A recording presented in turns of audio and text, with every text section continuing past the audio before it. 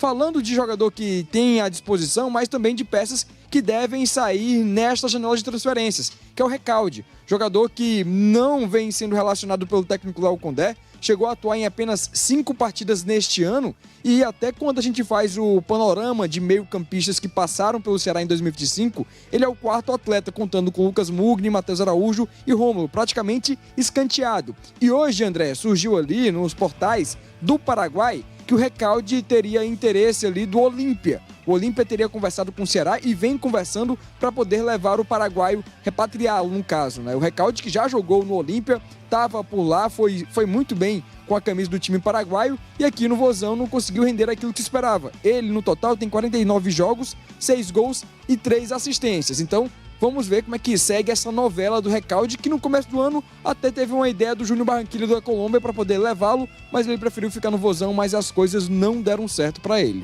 De fato não deram não, né, Samuca? E não vai fazer nenhuma falta, né, Brenão? Vai não. O Recalde não joga faz tempo, não é nem relacionado.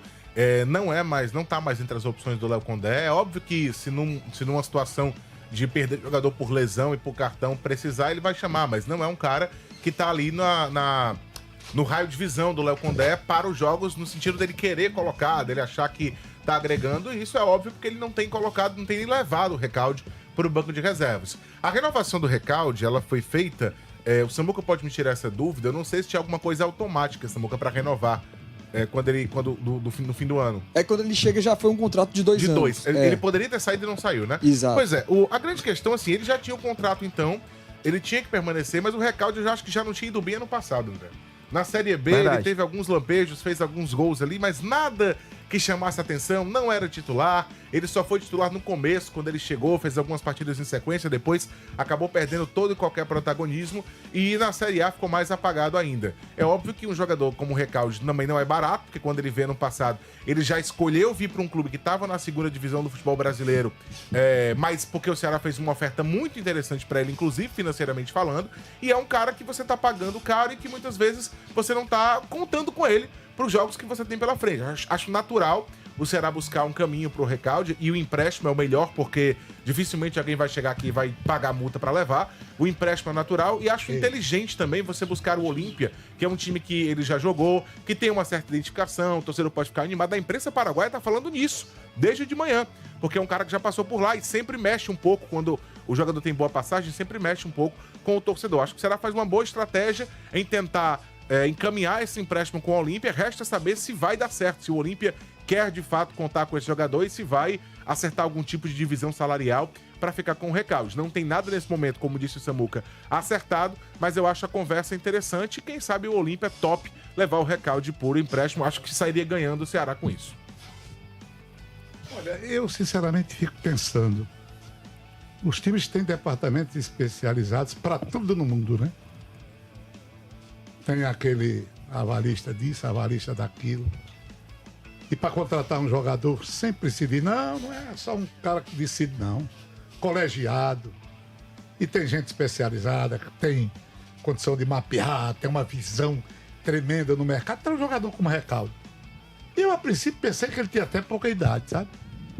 Achei sempre ele assim, experiente, como se tivesse... já, né? Eu pensei que ele me dava a impressão de ser um jogador acima do peso. Ele não tinha muita mobilidade, sabe? Eu nunca soube realmente o que o Recalde era.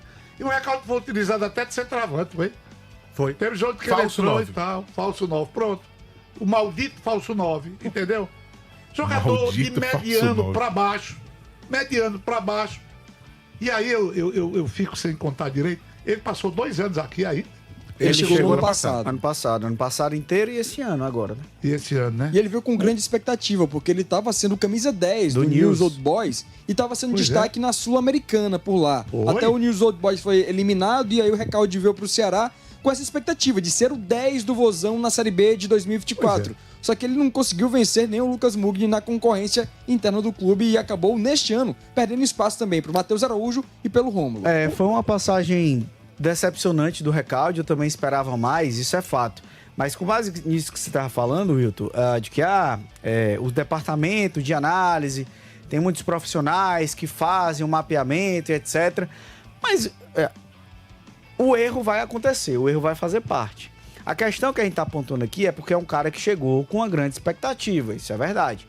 Aí o erro, ele tem um peso talvez um pouco maior.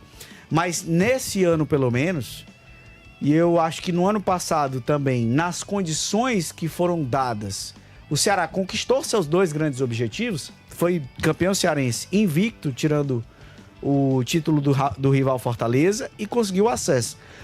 O departamento de futebol do Ceará, do ano passado para cá, tem mais acertado do que errado. Olha,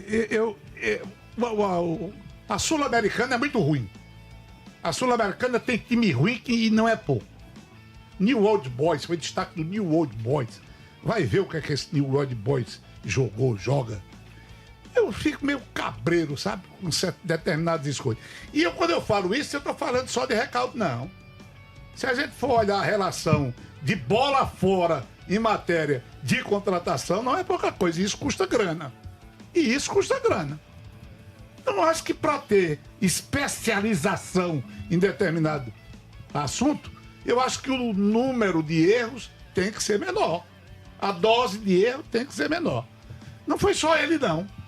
Eu acho que ainda nessa que você está falando, que o time do Ceará não errou tanto, mas tem algumas contratações aí já sem uma resposta adequada. Não, errou. E tudo custa uma graninha Errou, alta. claro. E esse erro, ele vai acontecer sempre. Sim, Não tem como você acertar. É o risco. É um Sim, risco. sim. Como já disse Tom Barros, toda contratação é uma aposta de risco. É uma operação de risco. Mas do ano passado para cá, considerando os objetivos conquistados pelo Ceará, considerando o contexto do clube, no ano passado era corda no pescoço o tempo inteiro, dificuldade financeira, era transferban para lá, era transferban para cá, era janela de transferência que o time não podia contratar, perdeu o jogador que estava engatilhado porque não estava com regularização na FIFA, estava com pendência. Eram muitos problemas no Ceará. E mesmo assim, montou um time que foi campeão cearense e que subiu. Nesse ano, a situação melhorou. Não é que tá às mil maravilhas, mas melhorou. Teve uma capacidade melhor de investimento e etc. Tá montando um time, ou montou um time que foi bicampeão cearense invicto, que consegue estar na 5ª colocação na Série A, surpreendendo até as expectativas nossas aqui, de um começo de Série A acima da média. Então, isso não quer dizer que o Ceará vai terminar o Campeonato Brasileiro em 5º, em 6º, onde ele está hoje. Não. Mas para o que se esperava e para o que se tem entregado, eu acho que esse departamento de futebol do Ceará, mesmo com os erros que são inerentes ao processo, é um departamento que tem mais acertos do que erros. Senão, o Ceará estava que nem o Sport. O Sport gastou mais de 50 milhões de reais.